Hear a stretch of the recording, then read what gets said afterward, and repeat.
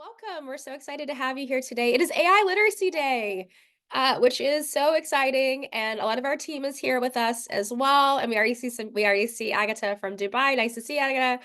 And it is AI Literacy Day. And if you don't know, AI Literacy Day was actually one of the first things that I thought about all the way back in October 2023.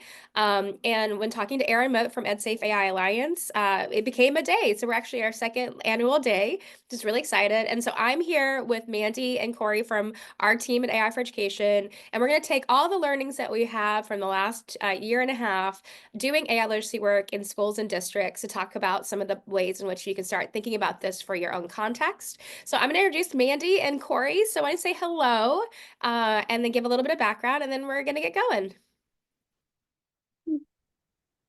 So should we jump in and say hi? I'm Mandy DePriest, content and curriculum developer at AI for Education, former educator. I spent 15 years in the public schools in Arkansas, and I'm excited to be here with you on this beautiful AI Literacy Day.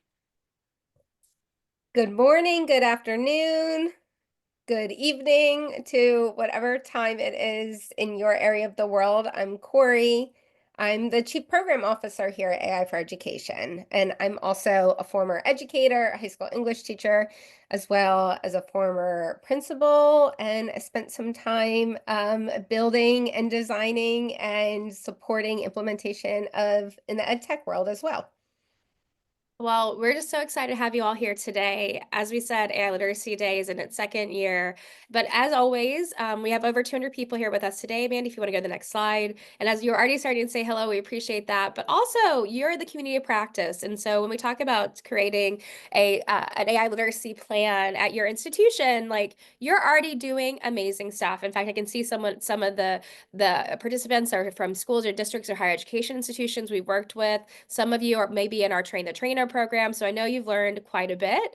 And so please make sure to always share. We love our chat. It's one of the most important things that we do, and just really excited to have this conversation today. So if we're going to go to the next slide. So why are we Really here? quickly, Amanda, sorry to interrupt, but I'm seeing in the chat, if you're saying hello in the chat, make sure you toggle to everyone if it says host and panelists so that everybody can see your brilliant insights and thoughts that you share. Back to Absolutely. you, Amanda. Yeah, and if we see something great and you don't remember, we'll tell you as well. But just really excited to bring our knowledge of AI literacy work that we've done. And it says school or district, but I know Joe and others might be in higher education.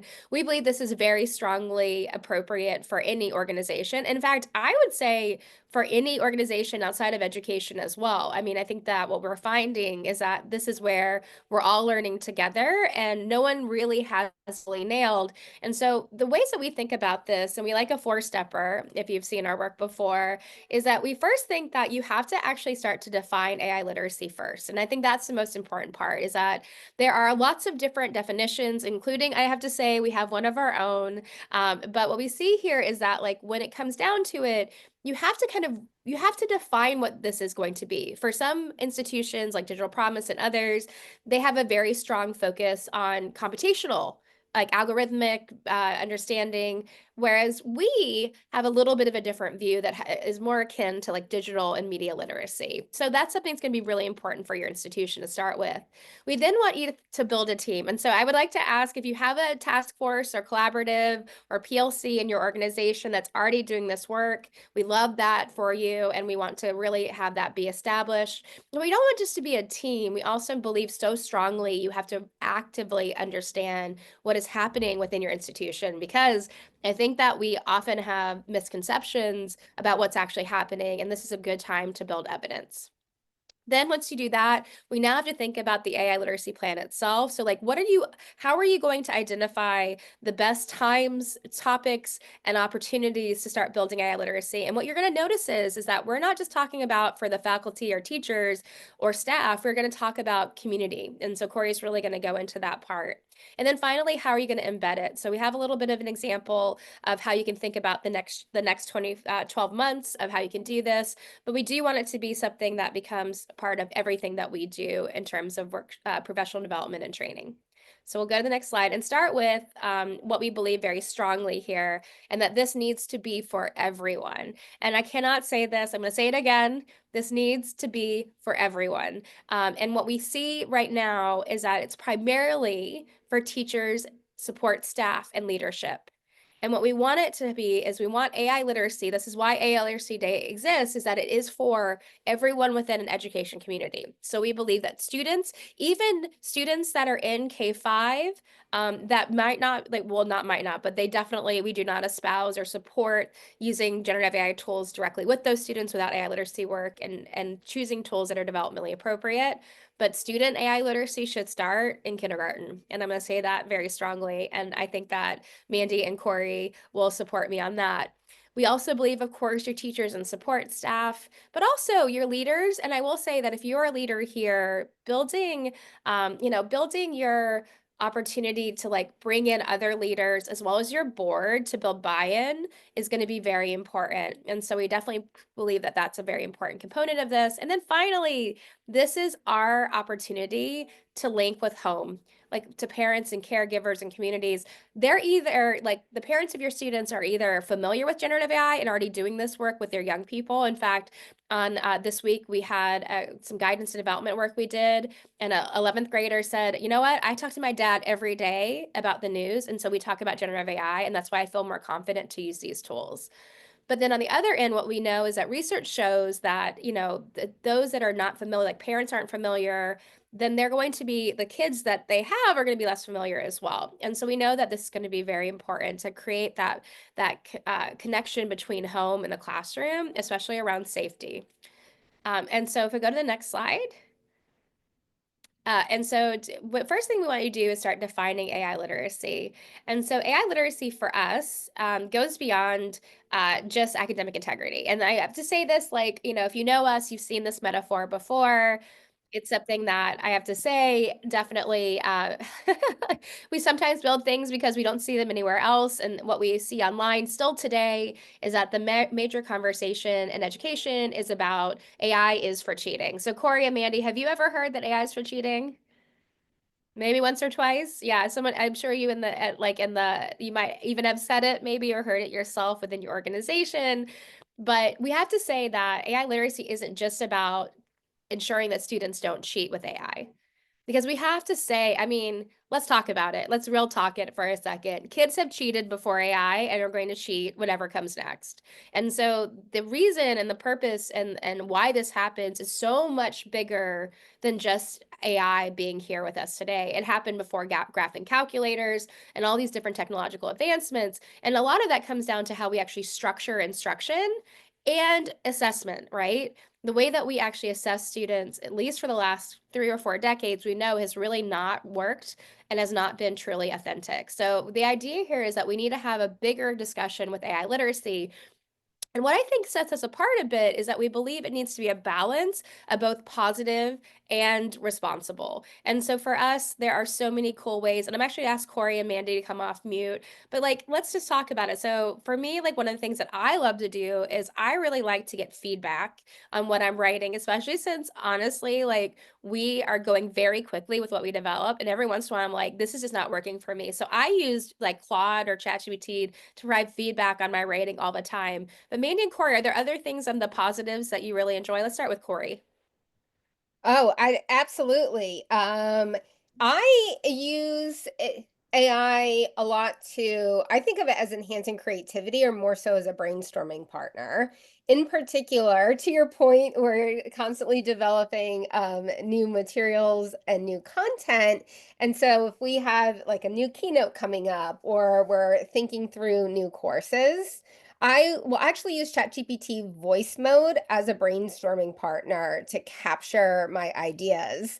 And I most often do this when I'm driving places. So it's like having a conversation of getting our ideas down while I'm also getting to whatever training it is that we have in person that day. How about you, Mandy?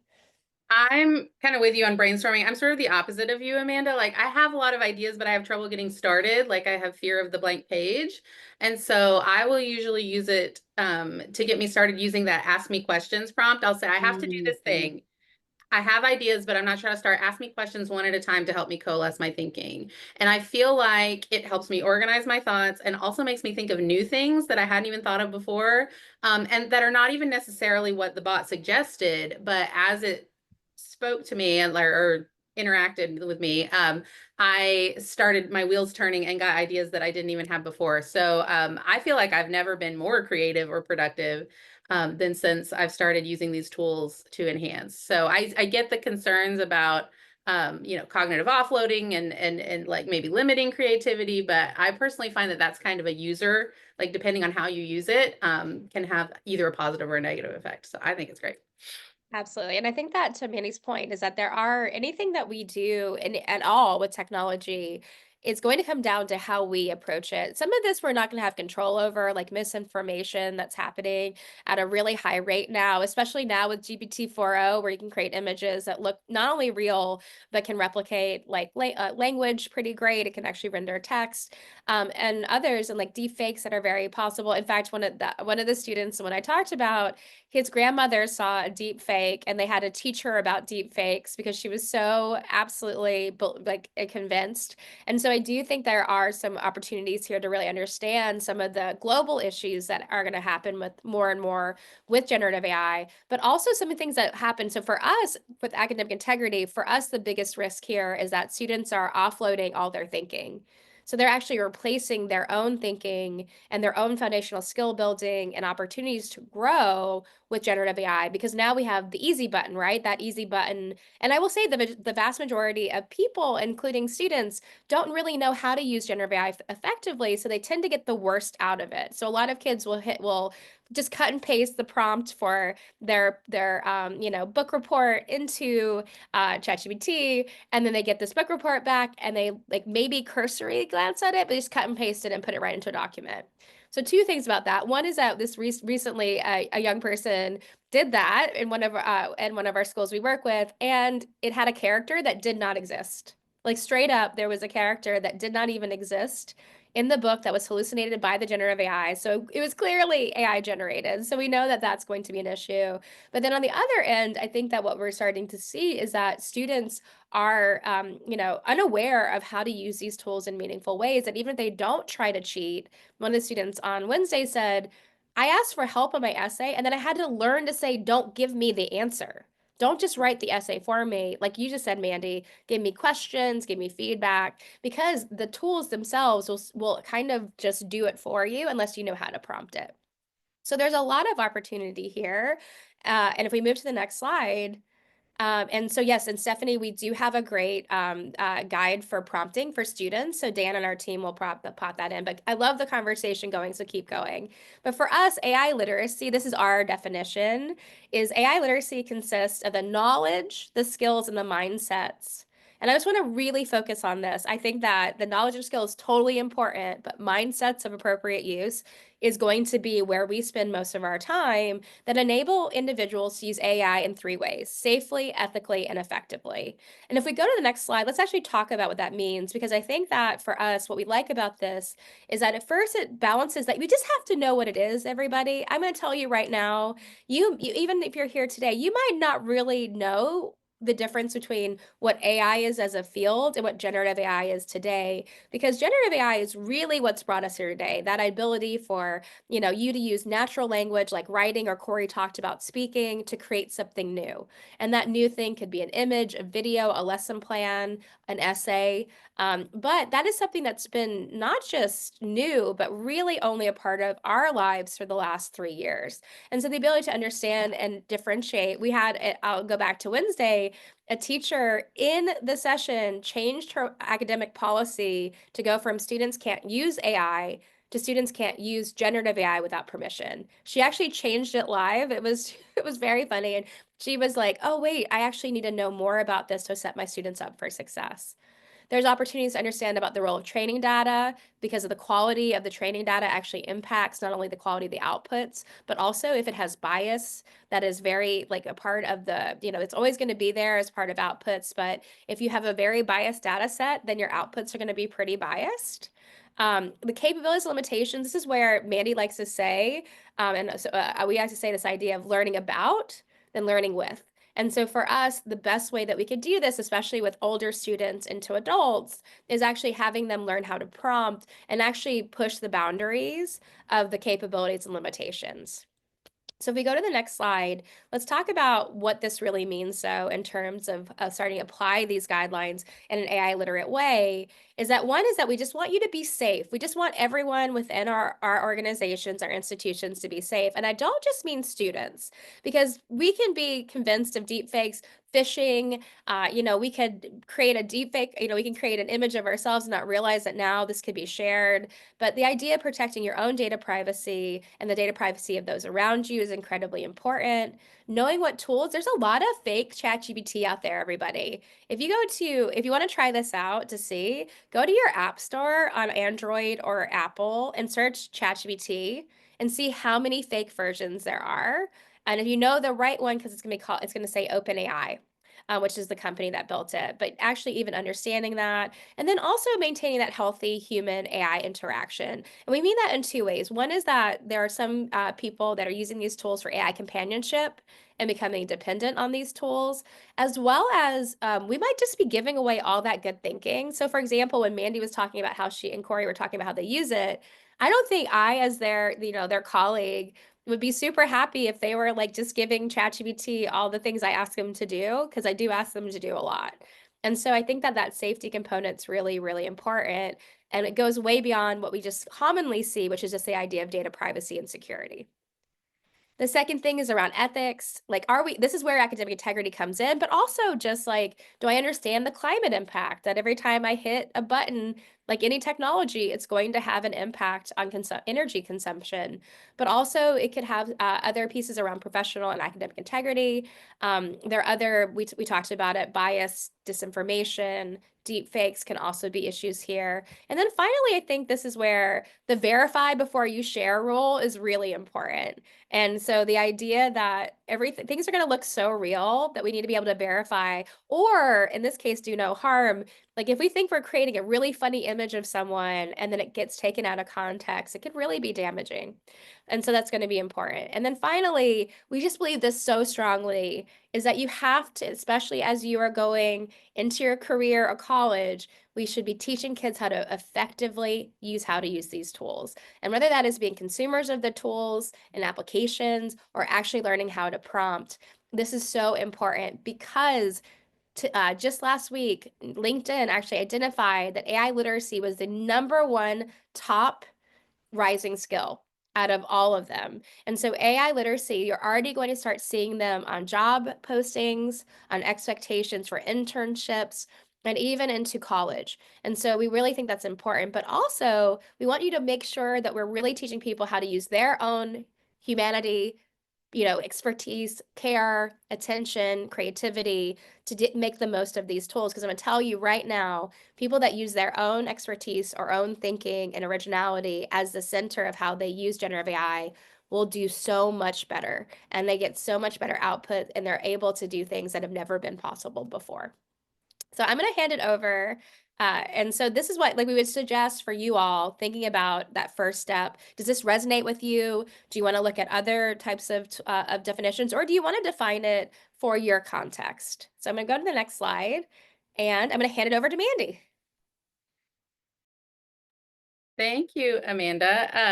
And I will say too, the SEE, I just wanted to add, we structured it that way on purpose, with safely and ethically coming first before effectively. So it's important to kind of get those guardrails in place before you can even think about effective use. So but moving into our next topic, which is, okay, we've sold you, you've bought into it, like we need to build AI literacy. What do we need to now do? We would suggest starting by building a team and gathering evidence, because that's going to help you make your AI literacy initiative the most relevant and helpful to your context. So the first thing, and I saw several people in the chat mention they do have a team going, and that's great, is to create a cross-functional team that includes a variety of stakeholders, maybe beyond what you initially think of. So, I mean, of course, school leaders, teachers from a variety of disciplines, go down to your PK in kindergarten, elementary.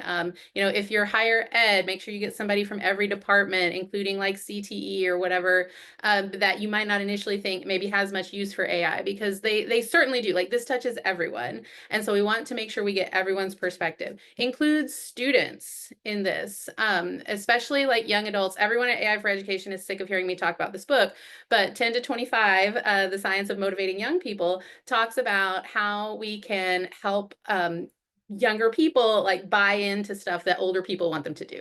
And so if we come at it as this, well, here's, we're going to decide and we're just going to tell you how it's going to be, then you're liable to encounter pushback. But if you bring students to the table as equals, your needs are just as important as our needs. Let's talk together about how we can come to an agreement that works for everyone. Then you are much more likely to get buy-in from students, as well as from parents. You need members of your IT staff to help you vet like the logistics of data privacy and safety and evaluating tools and rolling them out large scale across your organization. And of course, board members, anyone from the community that might have a vested interest, whoever you can get on. And these might not all be like around a table all at once. You can use surveys or other instruments to collect data from them. But just as long as everyone has a chance to make their voice heard, that's going to give you the most balanced and holistic approach in your organization. Like Amanda said, we need to start with a common understanding of AI literacy. It might mean one thing to one person and another thing for another person. And so they're having a conversation about it and they don't realize that they're talking about two totally different things. Maybe for one person, it's like she said, technical details. I understand, what a transformer is and what natural language processing is. And maybe for another person, it's more, well, I know how to, evaluate a deep fake image or something like that, or I know not to cheat or whatever, more of a conceptual mindset type of thing. So you want everyone to start out from the same place. So make sure you've got some way to build a common understanding of AI literacy for this group. And finally, make sure you have a clear goal that is aligned with your organization's mission and values. I would suggest you start. When we talk about aligned implementation, we talk about starting with your mission and vision, looking at the teaching practices that are already happening, like what are your academic goals that you're already rolling on, and then thinking, how can AI come in to support that, rather than leading with the technology, because that's how you're going to keep your people at the center and their needs at the center, and help them understand that we are not supplanting anything that we're already doing. We are trying to bring this in as a tool to enhance. And then, so speaking of gathering data, we have a suggested list of questions if you don't know where to start, on that short link there on the screen or the QR code. I think Dan will drop it in the chat as well. He already has. Awesome. But if you just want to like quick start, what you would ask, we have 5 questions that will help you gather data already for your context. When we did our last Train the Trainer Institute, we had a participant who developed a presentation based on survey data that he had conducted he was at a higher education institution, and he had talked to students, he had talked to faculty, he had talked to administrators, and he had very detailed statistics, and he could pinpoint exactly what they were worried about and what his training needed to focus on. So we know that he can go in with a high degree of confidence that any conversation he has about AI literacy at his institute is going to be right there, bang on the nose for anyone's needs. Amanda, Corey, have I missed anything in this section that you would add? I'd love to hear from you guys. I just think there's so many like we have so many ideas of what's happening, and then I ask people in the room, and like we tend to do like a keynote. We'll be like, how many of you have used ChatGPT? And I promise you, when we ask other things, people like those that have put the training together are always surprised by that. They either over have estimated or underestimated, and then often we have no knowledge of what's happening with kids. Like, are they using generative AI for personal use, for entertainment? Corey can talk about this, but when we did our ethics piece that we had around AI companionship, Corey, let's talk about the top 10 apps. How many of them are companion apps? Oh, yeah. The top 10 of unique monthly users, generative AI apps, 3 of them. Character AI is number 3 in the most unique monthly users, and then 2 others, Janitor AI and Spicy Chat AI, which are both avatars, are in the top 10. Yeah, and we don't want to be canceled, everybody. We did not name it, but it We did is not really name it. We're not. just giving facts. Yeah, exactly. But I will say that Snapchat AI, 150 million users. It is Hmm. by far the second most used in terms of an embedded app. And so I think that this is, yeah, Rochelle, we'll send you, we'll put that into the top You can 10. share. Yeah. But I do think as an evidence person, everybody, please, we made it so easy. It's the 5 questions. You just hit go. It makes a forced copy. You can change it. We edit it. We tend to update it and edit it. And then we also have prompts in the library that help you analyze the data. So just it's going to take you 5 to 10 minutes, and I promise you, you're going to learn so much more to drive you into a good direction. So thanks, Mandy, for popping it over to us. So now to Corey. So Corey's gonna like, and actually, I really want you to focus on this. Like, what if you're in the chat? You've already been talking about how to get started. So really think about that for this section. Awesome, Mm-hmm. Corey. Let's do it. Well, we talked about first, you need to have that clarity about what AI literacy is. What is it that you're even trying to build for your community? Who's a part of that cross-functional team that is going to help to spearhead this initiative? And now we can create, you can go to the next slide, Mandy. Start thinking about your plan. And when I think about this and when we're working with leaders, I definitely am thinking about when I was a school principal with only X number of days in the calendar and 100 staff members with varied needs, and the need to continue to drive toward our priority student outcomes, I'm already thinking about, okay, I believe that this is an important topic and priority, but where does it fit into our overall training plan and really that overall calendar and plan for professional development for your staff, as well as in the student experience and student schedules and courses? And what we want to encourage you to do is think about where it fits in already. Where is this overlap when you're thinking about the priorities for your district or school, your teaching and learning need priorities in that professional development and in the student experience? And what do you want to build with Gen AI literacy? Like Amanda said, we do say, you got to get the foundation of learning what AI is so that you can then learn with AI. So you have to have some initial sessions of laying that foundation, but then think about when you're doing, instructional coaching and instructional practice, or when students are learning the content in their core classes, where does generative AI literacy and tool and appropriate tool use already naturally spiral in with those objectives that you're driving toward? I recognize easier said than done, but we're starting to see examples of this where you can find ways to integrate it throughout as well, as if you map it out according to the schedule that you have. We can go to the next slide. Now, part of being able to identify that and build an AI literacy plan is really understanding what is your training capacity. So you have a cross-functional team already thinking about your implementation, and we strongly encourage you to think about how are you building that in-house capacity to develop leaders and trainers. And it might be, some senior teachers that are really excited about this topic, instructional coaches, school leaders. We have a student intern that we work with, that she's actually leading training and discussion with her peers, because she has built her AI literacy with us. And you'll probably want to do something where you're thinking about both building your capacity in-house and partnering with external literacy trainers as well. And I will make the shameless plug here for our Gen AI Literacy Trainer Institutes. And our resources can help build your capacity. And then you can also have a few folks on your team start to build that training expertise so that you can even better embed it within the training schedule and plan that you have for your school. Or if I can jump in here, I think that we get a Mhm. question a lot from like a lot of organizations that come to us, have already tried to do this work. And what happens is I think that there's such a culture of like another LMS, another student information system, another ed tech tool, that sometimes it can be quite hard for you as those embedded within institutions that are already doing this work to get people to understand this is just not another thing.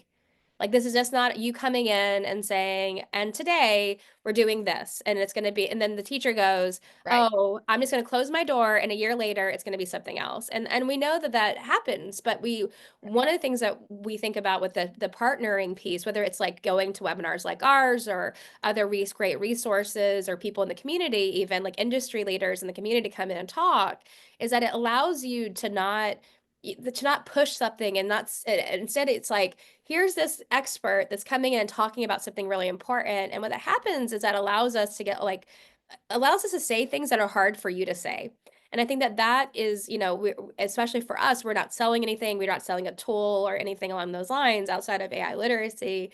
But I do think that's really helpful. And what you'll notice is like, luckily, we have a couple of people in the group that did the train the trainer. A lot of what we are focusing on that is like, how do you build psychological safety? How do you Mm-hmm. answer hard questions? How do you make it feel real and good and a little bit funny and a little bit weird, and all the things that we do to create comfort, right? And I think that that's your opportunity, whether you do this in-house by building capacity or you work with people like us. Mm-hmm. Yeah. Yes. And I'm gonna say we might not make a ton of friends with this one, but I'm gonna say it because we deeply believe it. We also believe that this AI literacy plan that you have needs to be beyond training that you might get for tools that you sign up with. So I know, some of the ed tech tools and their teams offer training to really help you maximize the tool that you're paying for and make the most of that investment. But per what we've been covering, we deeply know that AI literacy is about the safety, the ethics, and making smart tool selection and appropriate use selection outside of just what is this one tool interface and how do I get all of the features to work. So we're not saying don't do that training with whatever tool you may have signed up with, but we believe you need more than that to help support the full, safety, ethics, and effectiveness of using Gen AI. We can go to the next slide. And well, we've hit on this a bunch, but we'll say it again that the training should be for both your staff and your leaders, as well as students and the broader community of caregivers and parents, and potentially even your community business owners that support your students, so that you're learning together and building an understanding, as well as a compass for how you want to safely and ethically navigate Gen AI integration in your community and in your school. Can And I then jump in? Oh, sorry, go Corey. ahead.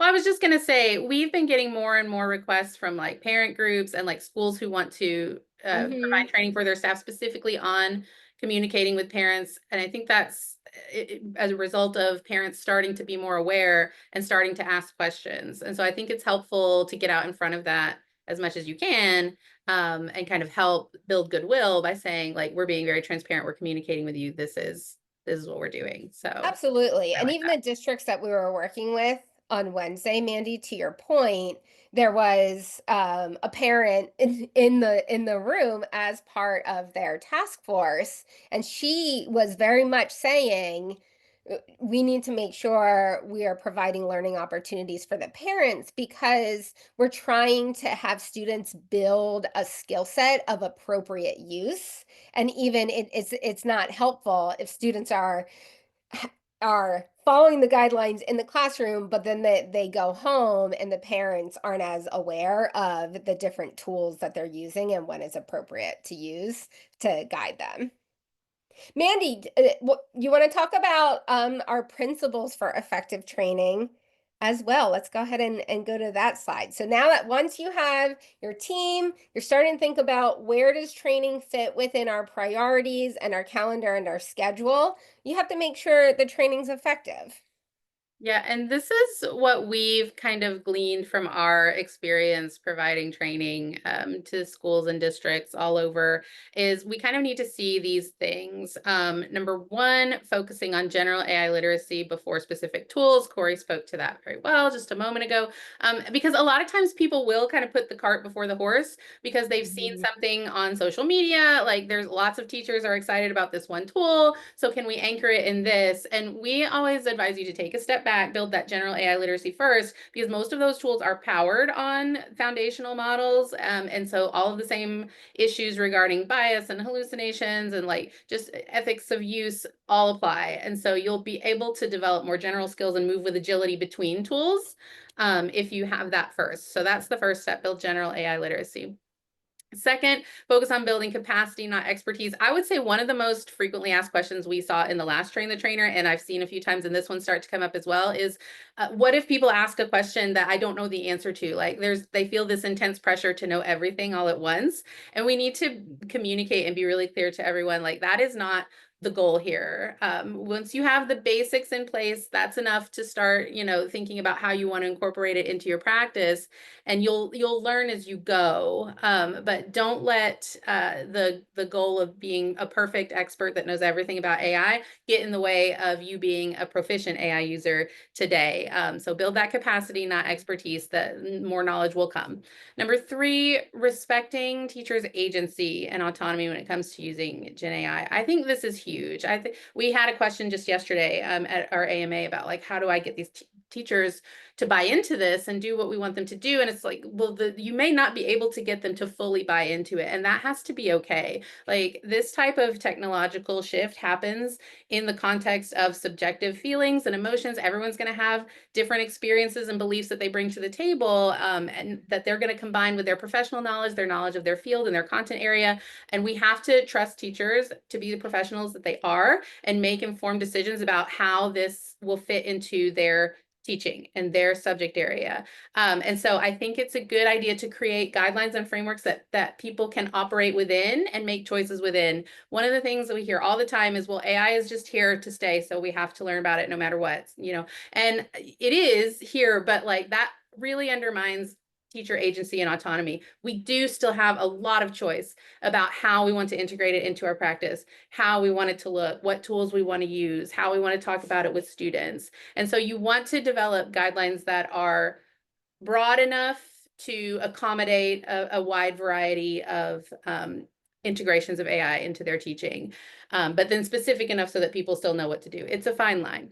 Number four, you want to customize your training for the audience needs. If you are talking to an elementary audience, that's totally different than if you are talking to a higher ed audience, in terms of, what tools can be accessed, what the concerns of the audience are going to be, whether they're more concerned with like safety and privacy on the lower end. We see that a lot with elementary, or if they're more concerned with academic integrity and things like that, we see that on the higher end. So think about what they care about, and you can demonstrate quickly in your training why this matters to them and speaks to that. Number five, providing opportunities for hands-on practice is probably the biggest thing. There was one study, and Amanda can probably quote it chapter and verse recently, that showed that a lot of the people who had negative feelings towards AI had not actually used the tools ever.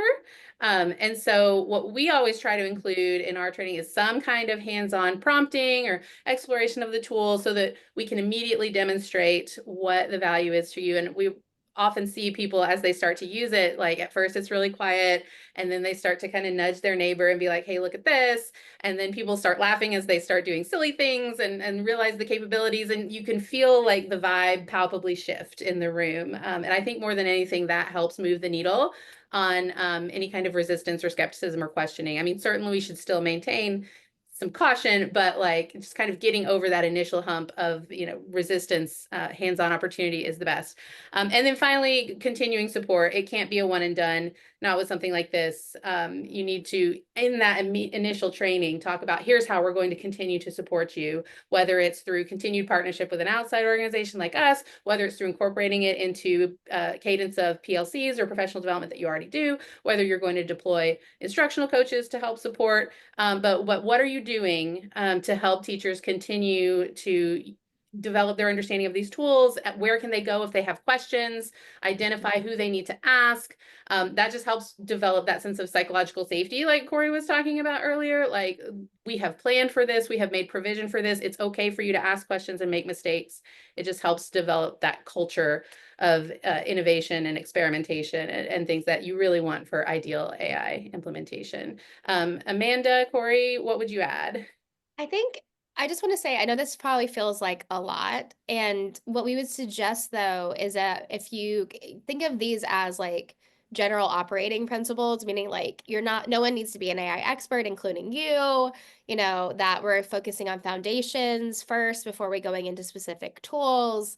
And also thinking about those customizations that, like, honestly, also, like, what is the most dramatically interesting and engaging thing you could do? So, like, Jim and it's like, you know, there's a couple of things that he loves doing with teachers. Like, if you're in higher education, show how to use research, like show like Notebook LM and how it could be great at like understanding and working with really dense research papers. I mean, I think that part of this Mhm. also is finding your own voice in this if you're going to be the trainer, as well as knowing the vibe of the group you work with, because some people are going to want it to be they're going to be most interested in the ethical concerns like Manny said, but some people might just be like, man, I spend 5 hours every week doing X, and I'd really like to do it both better and like more quickly. Like, that is a great thing to nail first.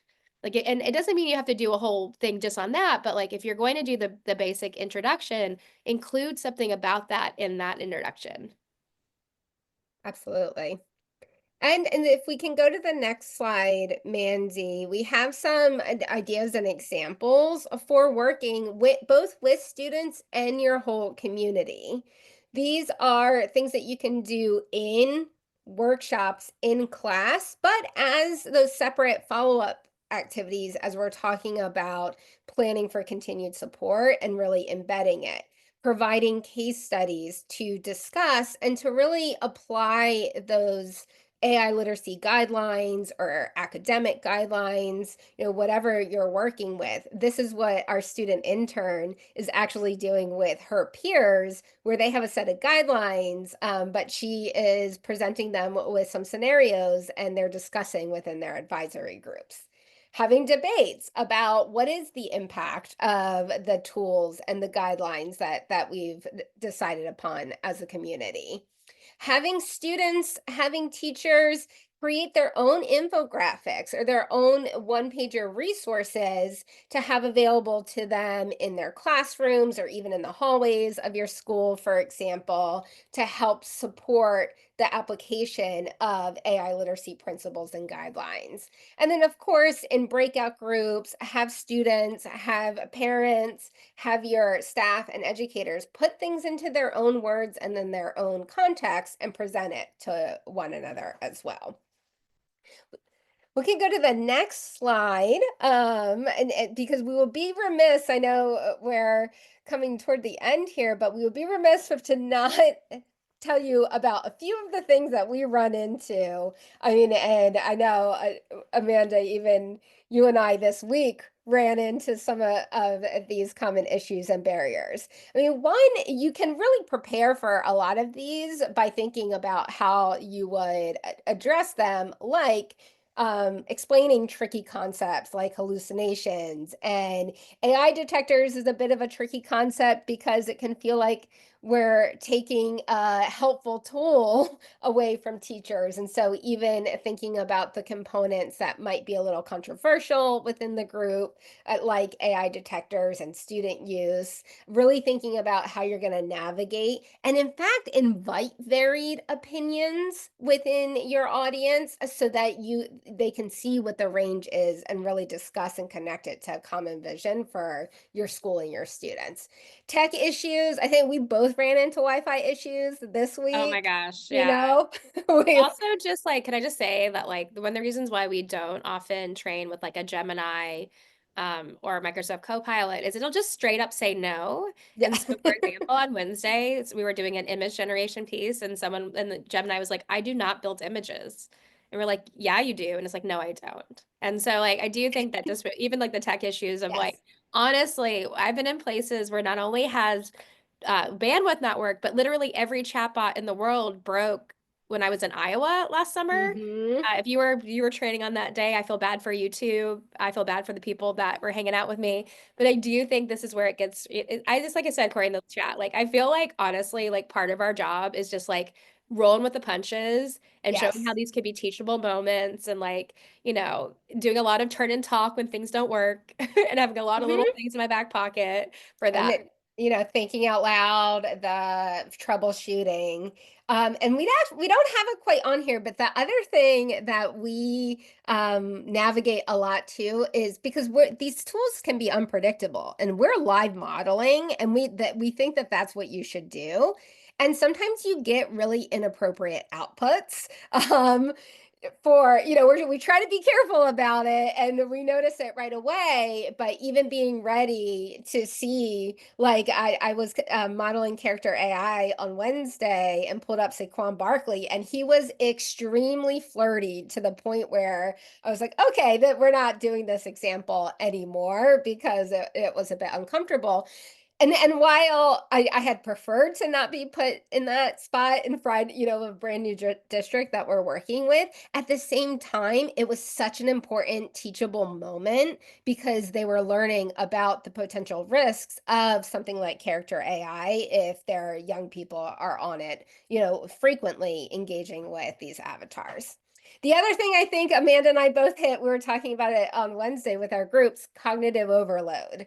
We find that 6 hours is the maximum, but even in an initial training of just a couple hours, knowing how much you're offering your audience, they are likely going to hit a point where they need to digest. And same with our students as well. And then, of course, we'll get resistance or pushback, and thinking about those mindsets goes back to, like Mandy said, the importance of some of that agency and autonomy. And it also is helpful when you do the gather evidence in step two. You'll potentially already know some of the folks on your team that you'll have to help, navigate to around some of the things that might be blockers for them as they engage. What else, Amanda, Mandy? I mean, like the Herb is a good buddy in the chat. Like, I mean, Hey, if you've Herb. done this, you just know that, like, I think the way we manage it is you can do your absolute best, but just be like humor, like don't show your discomfort. I also just say one of the things that like I think is so important about what we do is when something doesn't work because of technology, like Gen AI might have a bandwidth issue or it might just get stuck. People think it's broken. And a lot of what we do is just say refresh. And it Mhm. is that Yes. simple action of saying, just try again, that has so much meaning for those that are really on the fence and or are not very technically savvy. And I think that that's where it really is going to be like meaningful. And so I think that this is where we believe very strongly that part of it is just you're just a partner. You're just there to make sure that it goes as well Mhm. as possible, keep it fun and light, but also like help them when they need to be helped. Because I think that people are really like uncertain. And so that's why keeping the vibe, you can sound like us, we're like very happy, like supportive, Yeah. we care a lot. And I think that goes a long way for this as well. It also helps to show, to highlight that idea that we say that this is about building capacity and not expertise. Even as people that do this all of the time, I mean, we navigate the technology in the same way that everybody else is navigating the technology when we're doing the training. Absolutely. Yep. So All right. so we're coming to our Yeah. last Last step. section. So how do you do this? And I think this is what the thing is, everybody. Number one is like when you think about embedding, once you've built generative AI literacy, what we would highly suggest is start identifying tools that you think could be used in meaningful ways. And that might just mean ChatGPT, or it might be Gemini or Copilot or Mhm. Claude, or it could be something like Consensus AI if you're doing a lot of research. It could be Brisk or Magic School if you're in K-12.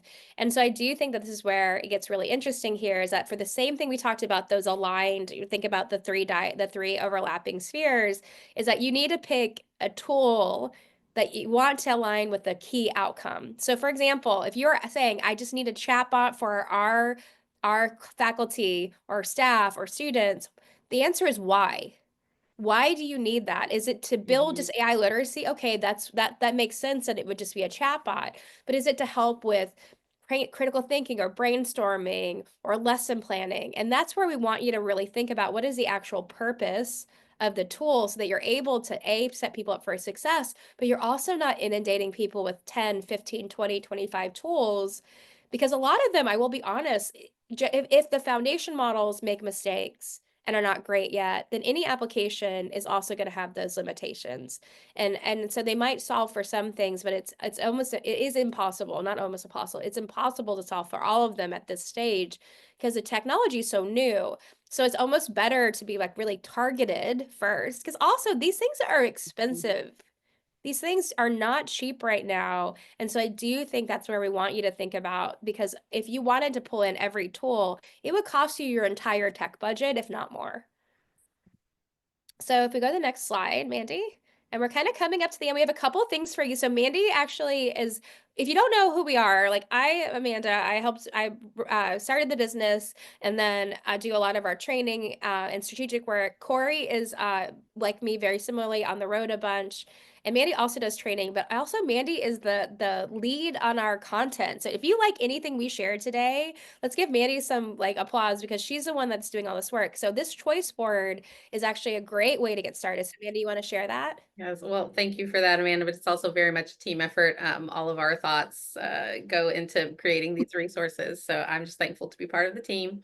But we often find that when we get to that hands-on component of a training, we have people who are already kind of familiar with the basics and are ready to kind of do some self-exploration of some different tools, or maybe you're in a situation where you are deciding what tools you want to pilot and you just want to kind of get quick exposure to a lot of tools.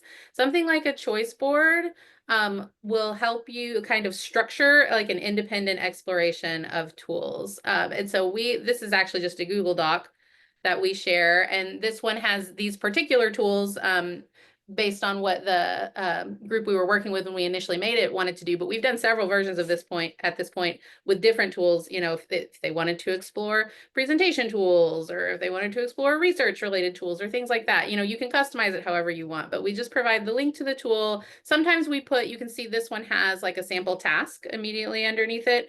But if you wanted to make it a more open structure, you wouldn't have to include that. You could just have the links to the tools.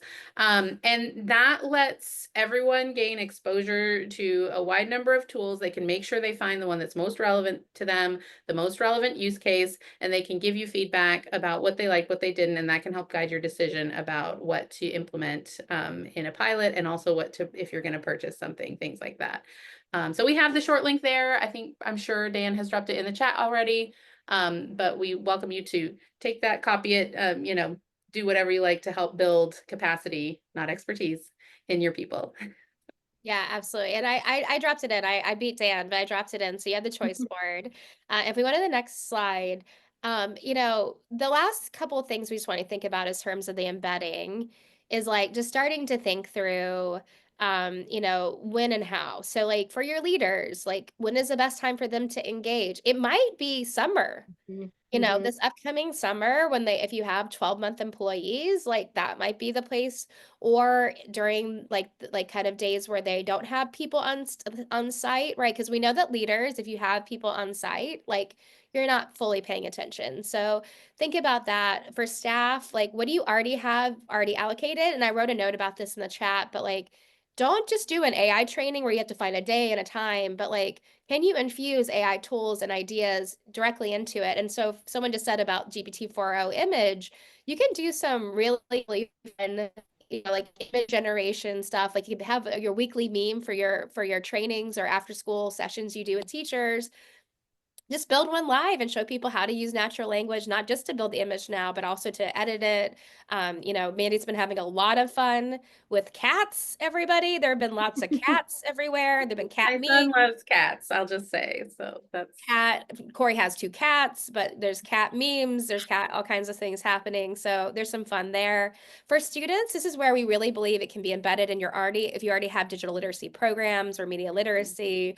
But we do believe that there's opportunities at onboarding, with advisory or homeroom, core classes. We have seen really good examples, and we have a curriculum as well if you want to try it out, around AI literacy work that you can pull into an ethics unit or into civics, or, there's a lot of really good opportunities, but also just like, again, pick your battle, pick not battles, but pick your like moments to like infuse some of this work. And what we would suggest is, we love a think aloud, actually talking about how we use the tools. It works really well for all audiences, but also for students. Show them how you give feedback and you took something that was pretty crappy and you made it better. And I think that could be really helpful. And then finally, can you start to do work? We've seen webinars be very effective, family nights, even recorded could be really great to bring people together. Okay, next slide. And I think we're coming up on the last piece. And so what we have is like, this is just an example for you all. And we're gonna actually, I think for our train the trainer, we're gonna create a version of this that you can use. And so we'll make sure to share this on the site as well. And so an example of like an AI literacy plan is like, right now, if you already have an AI team, this is a good time to either start the AI team and or start building evidence. So gather that data and then understand when and how. Because I'm going to tell you right now, if you notice that 90% of your students are using generative AI, you should be planning for student AI literacy as quickly as possible. And so understanding that is going to be easier. It's also going to be easier for you to build buy-in with whoever's making those decisions if it's not you, when you have that data in hand. The summer, like we said, that's where you can do a lot of like, we've seen actually, Corey and I have done optional, and Mandy as well. We've been involved with like optional PD days that have been really well received in summer. But it's also, if you don't have a set of guidelines, this is a good time to start them if you haven't already. And also picking 1 or 2 or 3 tools that you're going to pilot with different groups, so that when you come into the next school year, you've got your AI literacy plan, you've got your set of simple guidance, and you also have some tools you're going to be focused on.